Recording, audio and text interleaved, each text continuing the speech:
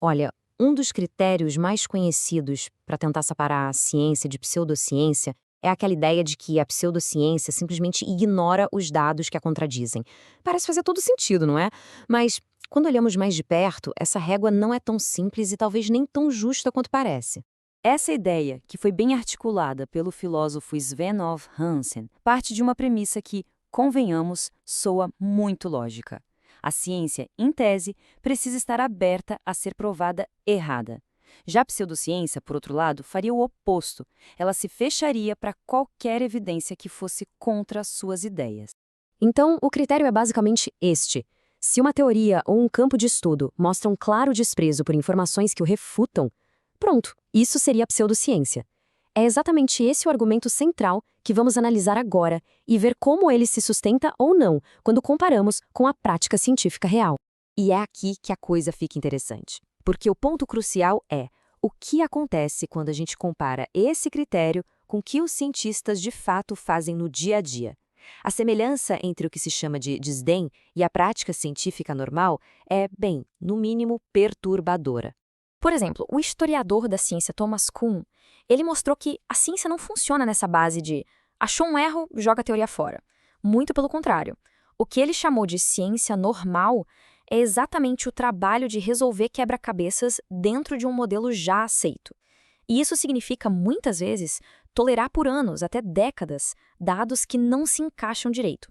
Essas anomalias, como ele chamava, são vistas como problemas a serem resolvidos, desafios técnicos, e não como motivo para abandonar a teoria toda.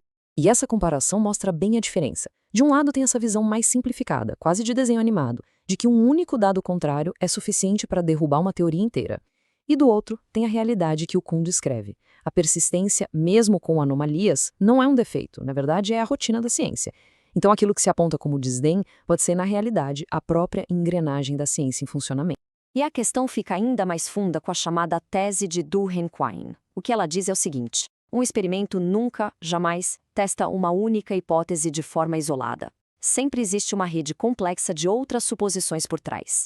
Então, se um teste dá errado, como saber onde está o erro? Pode não ser na hipótese principal. Pode ser no equipamento, numa medida inicial ou em uma das muitas teorias auxiliares que usamos sem nem pensar. A implicação disso é gigantesca. É o que chamam de subdeterminação. Ou seja, os dados, por si sós, não apontam com um dedo onde está o erro. E por causa disso, é uma atitude totalmente racional quando aparece um resultado negativo questionar as outras partes do sistema, as premissas auxiliares, em vez de jogar fora a teoria principal. Reinterpretar o que parece ser uma refutação não é necessariamente uma tática desonesta, pode ser simplesmente uma parte legítima do jogo científico. E aqui a gente chega num dos problemas talvez mais sérios desse critério. Ele não é aplicado de forma igual para todo mundo. Existe um duplo padrão muito claro que depende do status da teoria que está sendo julgada. O filósofo Imre Lakatos, por exemplo, trouxe uma visão mais refinada sobre isso. Para ele, a questão não é se uma teoria enfrenta problemas ou anomalias, porque, na verdade, todas enfrentam. O que importa é se o programa de pesquisa em torno dela é progressivo, ou seja, se ele continua prevendo fatos novos, coisas surpreendentes. Se ele só fica se ajustando para explicar coisas que já aconteceram, aí ele está degenerando. Mas o ponto-chave é: esse é um julgamento que só dá para fazer com o tempo, olhando em retrospecto. É aqui que o duplo padrão fica escancarado. Pense bem, quando uma teoria gigante, hegemônica, como a relatividade geral, encontra um dado que não bate, o que acontece? Os cientistas passam décadas trabalhando naquilo, chamam de anomalia, e isso é considerado ciência de altíssimo nível. Agora, quando uma teoria nova ou marginal faz exatamente a mesma coisa, ela é logo acusada de estar se imunizando contra a crítica, de ser teimosa e acaba levando o carimbo de pseudociência. E isso nos leva a uma pergunta que é fundamental. De onde vêm essas informações que refutam uma teoria? Elas não aparecem do nada num vácuo.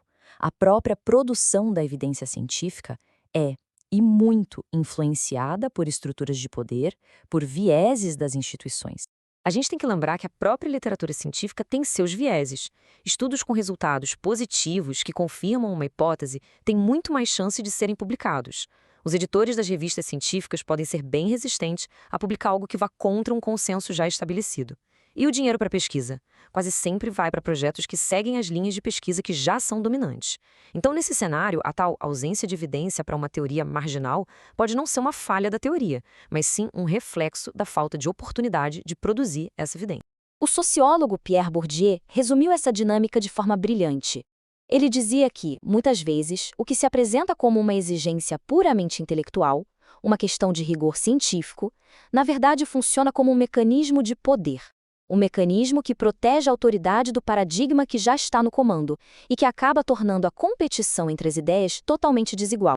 Então, quando a gente junta todas essas peças, a conclusão sobre esse critério do desdém pela refutação se torna praticamente inevitável. Resumindo, o critério falha em vários níveis. Primeiro, ele parte de uma visão muito ingênua, quase falsa, de como a ciência realmente funciona no dia a dia. Ele ignora problemas filosóficos bem sérios, como vimos com Kuhn e a tese de Durkheim-Keeney. Além de tudo, ele é aplicado com um duplo padrão claro, tratando teorias estabelecidas de um jeito e as novas de outro. No fim, ele acaba mascarando dinâmicas de poder institucional como se fossem falhas intelectuais. Basicamente, ele pega uma dinâmica que é legítima e complexa da ciência e a rotula incorretamente como uma doença, uma patologia. E tudo isso nos deixa com uma questão bem provocativa no final.